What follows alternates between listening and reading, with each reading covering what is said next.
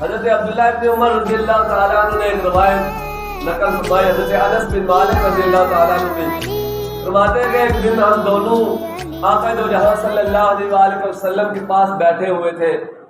کریم آقا صلی اللہ علیہ وآلہ وسلم اچانک دروازے پر دستک ہوئی تو آپ نے فرمایا کہ دروازہ کھولو۔ دروازے پر وہ آیا ہے جسے اللہ تعالیٰ نے بے حساب جنت عطا فرما دی ہے، بلا حساب و کتاب رب کعبہ نے اس کو جنت دے دی ہے۔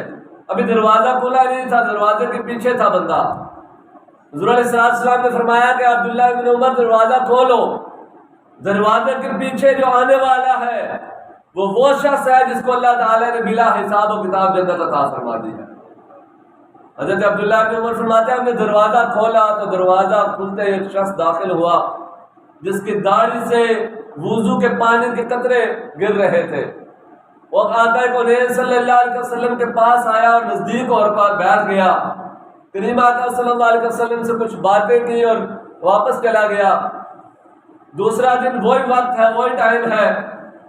کریم آقا صلی اللہ علیہ وسلم نے پھر حضرت عبداللہ بن عمر فرماتے ہیں کہ صحابہ بیٹھے ہوئے، وہی وقت ہے، اسی طرح دروازہ کھٹکا۔ کریم آقا صلی اللہ علیہ وسلم نے پھر دوسرا دن بھی کہا دروازہ کھولو، دروازے پر وہ آیا ہے جسے اللہ تعالیٰ نے بلا حساب و کتاب جنت عطا فرما دی ہے۔ اب تیسرا دن آیا، پھر وہی وقت ہے، صحابہ کرام بیٹھے ہوئے، صحابہ کا جمع غفیر ہے۔ مسجد نبوی کے معطر ماحول کے اندر آقا کونین صلی اللہ علیہ وآلہ وسلم اپنے غلاموں سے، اپنے محبوں سے گفتگو فرما رہے ہیں۔ پھر دروازے کے اوپر دستک ہوتی ہے۔ آقا کونین صلی اللہ علیہ وسلم نے پھر فرمایا اے صحابہ اٹھو، دروازہ کھولو۔ دروازے پر وہ شخص آیا ہے جسے اللہ تعالیٰ جس پر اتنا راضی ہے کہ بلا حساب و کتاب اس کو جنت عطا فرما دی ہے۔ اب تیسرا دن آیا، دروازہ کھولا تو پھر وہی شخص ہے جس کی داڑھی سے وضو کے پانی کے قطرے گر رہے ہیں۔ حضور کی بارگاہ میں پیش ہوئے، وہی گفت و شنید ہوئی اور واپس چلے گئے۔ جب حضور علیہ السلام کے وہ صحابی واپس پلٹے تو آقا کونین صلی اللہ علیہ وسلم کے صحابی جو حضور کی بارگاہ میں بیٹھے ہوئے تھے وہ فرماتے ہیں کہ میں پیچھے پیچھے چال پڑ رہا۔ وہ اپنے گھر میں گئے تو میں ان کے گھر میں ان کے ساتھ داخل ہو گیا اور میں نے جا کر انہیں کہا کہ میں آپ کا مہمان بن کے آپ کے گھر میں رہنا چاہتا ہوں۔ صحابی رسول نے کہا کہ کیا وجہ ہے؟ تو میرا محلے دار ہے، ساتھ ہی تو تمہارا گھر ہے، پھر تم مہمان بن کے میرے ساتھ کیوں رہنا چاہتا ہے؟ گھر میں کوئی گڑبڑ ہے، کوئی ناراضگی ہو گئی ہے، کیا وجہ ہے؟ صحابی نے عرض کی یہی سمجھ لو بس میں آپ کے ساتھ رہنا چاہتا ہوں۔ صحابی رسول کہتے ہیں کہ میں ان کے ساتھ ان کے گھر میں رہنے لگا، مہمان کے طور پر انہوں نے مجھے رکھا۔ اور جانے کی وجہ کیا تھی؟ فرماتے ہیں کہ گیا اس لیے تھا میں دیکھنا چاہتا تھا اس بندے کا کون سا عمل ہے جو اللہ تعالیٰ کی بارگاہ میں اتنا مقبول ہے کہ بلا حساب و کتاب اللہ تعالیٰ نے اسے جنت عطا فرما دی ہے۔ میں اس کے اعمال دیکھنا چاہتا تھا، نیکیاں دیکھنا چاہتا تھا، کون سے نیک اعمال کرتا ہے جس کی وجہ سے اللہ تعالیٰ نے اس کو جنت عطا فرما دی ہے۔ فرماتے ہیں ایک دن گزر گیا، میں نے اس کو نہیں دیکھا کہ کوئی خاص عبادت کرتا ہو، وہ عام عبادت، کیونکہ صحابی رسول تھے، نمازی تھے، تہجد گزار تھے، نوافل پڑھتے تھے، قرآن کی تلاوت کرتے تھے، کثرت کے ساتھ عبادات کرتے تھے جو سارے صحابہ کا معمول تھا۔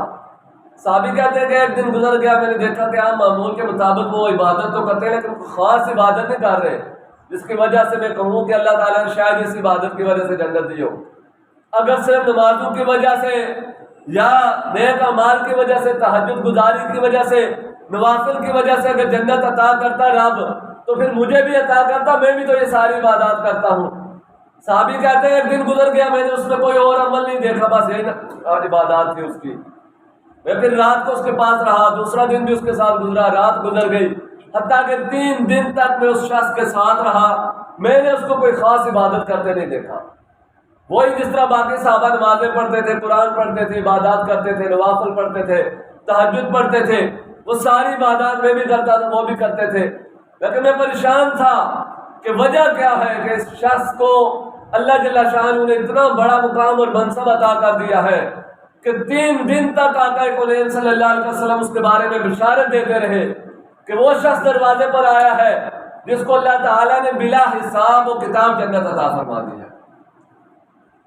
صحابی رسول کہتے ہیں کہ 3 دن گزر گئے۔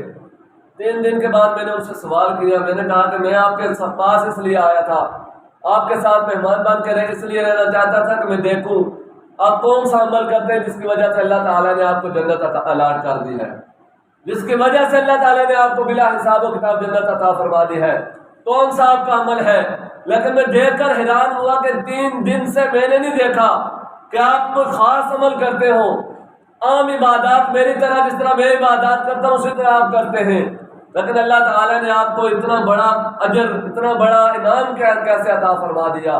تو سامعین ذی وقار ذرا دل کی کھڑکیاں کھول کر یہ بات سنیے گا کہ وہ 3 دن تک جس کو بشارت دی جاتی رہی، 3 دن تک جس کے لیے زور اعلان کرتے رہے کہ اللہ تعالیٰ اسے بلا حساب و کتاب جنت عطا فرما دے گا، اس شخص سے جب پوچھا گیا کہ کون سا عمل ہے جس عمل کی وجہ سے اللہ تعالیٰ نے آپ کو بلا حساب و کتاب جنت عطا فرما دی ہے، تو کہنے والے نے کہا کہ مجھے اللہ تعالیٰ نے اس لیے مقام و مرتبہ دیا کہ میں دل کا بڑا صاف ہوں، میں کسی کے بارے میں حسد نہیں رکھتا دل کے اندر، میں اپنے دل میں کسی کا بغض نہیں پالتا، میں اپنے دل میں کسی کے لیے کینہ نہیں رکھتا، میں اپنے دل میں کسی کے لیے دشمنی نہیں رکھتا، میں ہر انسان سے محبت کرتا ہوں۔